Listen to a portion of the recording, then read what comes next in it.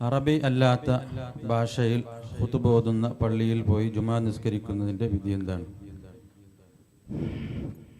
അറബി അല്ലാത്ത ഭാഷയിൽ ഖുതുബ ഓതുന്ന പള്ളി,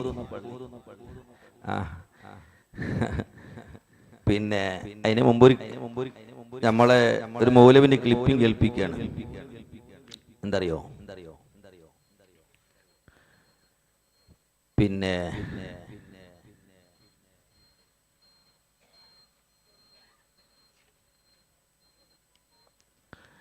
നമ്മളിപ്പോ അറബിയിലാണല്ലോ ഖുതുബ ഓതുന്നത്, വഹാബികൾ മലയാളത്തിൽ ഖുതുബ ഓതും.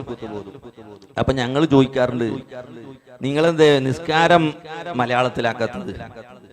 ഖുതുബ മാത്രം എന്തേ അറബിയില മലയാളത്തിൽ, നിസ്കാരം മലയാളത്തിൽ ഉണ്ടാക്കാത്തത്? അപ്പൊ അതിന് നല്ലൊരു മറുപടി നമ്മളെ മുജാഹിദ് ബാലുശ്ശേരി പറയുന്നുണ്ട്. കേട്ടോളൂ. 19 ജനങ്ങൾക്ക് മതം പഠിപ്പിക്കാനാണ് ഖുതുബ. അപ്പൊ ചില ചോദ്യം എന്താ, പിന്നെ ബാങ്ക് മലയാളത്തിലായിക്കൂടെ, നിസ്കാരം മലയാളത്തിലായിക്കൂടെ? അതിനെപ്പറ്റി നിങ്ങളൊന്ന് മനസ്സിലാക്കുക. നിസ്കാരം എന്തുകൊണ്ട് മലയാളത്തിലാക്കുന്നില്ല?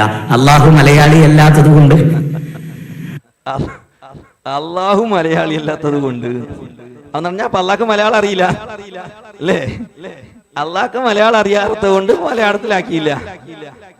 ഇതാണ് എന്ത് മുജാഹിദ് മൗലവിമാരൻ അറിയൂ. വേറൊരു മല സക്കരിയ സലായി അയാൾ പറഞ്ഞിരുന്നു, എന്ത് നിങ്ങളിപ്പോ സ്ത്രീധന ഹറാമാണെന്ന് പറയുന്നുണ്ടല്ലോ, സ്ത്രീധന ഹറാമാണെങ്കിൽ പടച്ചവൻ എന്താ പറയാത്തത് ഖുർആനില്? അപ്പോ സക്കരിയ സലാഹിന്റെ മറുപടി, അത് പിന്നീടല്ലേ ഉണ്ടായത്, പിന്നെ അങ്ങനെ ഉണ്ടാവുന്ന അള്ളാഹ്ക്കറിയോ?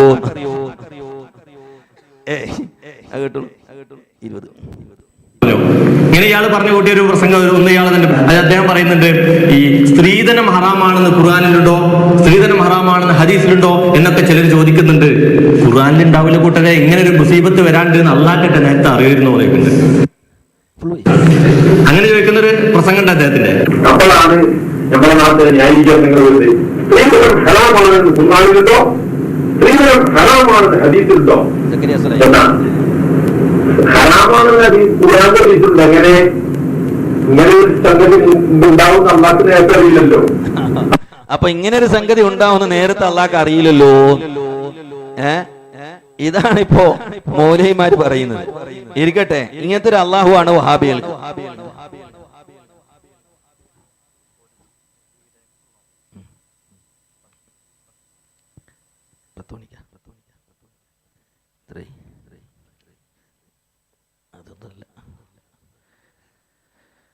അപ്പൊ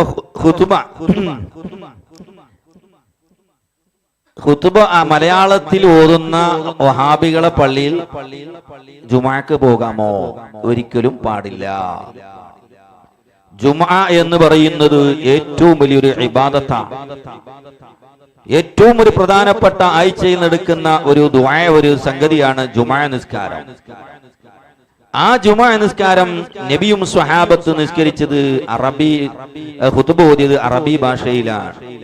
പരമ്പരാഗതമായി സ്വഹാബത്തും താബീങ്ങളും താബീങ്ങളും എല്ലാവരും അറബി ഭാഷയിലല്ലാതെ മറ്റൊരു ഭാഷയിൽ ഖുതുബ നിർവഹിച്ചതായി എവിടെയും ഉദ്ധരിക്കപ്പെട്ടിട്ടില്ല. എന്തുകൊണ്ട്? അത് അറബിയിൽ തന്നെ ഓതണം എന്നാണ് ഇസ്ലാമിന്റെ നിയമം. അതുകൊണ്ട് അറബി അല്ലാത്ത തുളു ഭാഷയിലോ കൊങ്കണി ഭാഷയിലോ കന്നഡത്തിലോ അല്ലെങ്കിൽ ഏതെങ്കിലും അതുപോലത്തെ ഭാഷയിൽ നടക്കുന്ന ഖുതുബ നടക്കുന്ന പള്ളിയിലേക്ക് ഒരിക്കലും ജുമാക്ക് പോകരുത്. നിങ്ങളുടെ ജുമാ നിസ്കാരം സ്വഹീഹാവൂല. ഒന്ന്. രണ്ടാമത് ബിദഅത്തുകാരുമായുള്ള അവരുടെ പള്ളിയിൽ പോയി നിസ്കരിക്കുന്നതും അവരെ കൂടെ നിസ്കരിക്കുന്നത് പരിശുദ്ധ ഇസ്ലാം വിരോധിച്ചതാണ്, പാടില്ലാത്തതാണ്. അതുകൊണ്ട് ഒരു കാരണവശാലും നിങ്ങളെ ജുമുഅ ഒരു കാരണവശാലും നഷ്ടപ്പെടുത്തരുത്. നാളെ അള്ളാഹുവിന്റെ മുന്നിലെത്തുമ്പോൾ ഖേദിക്കേണ്ടി വരും ജുമുഅ നഷ്ടപ്പെടുത്തിയതിന്റെ പേരിൽ എന്ന് സാന്ദർഭികമായി ഉണർത്തുകയാണ്.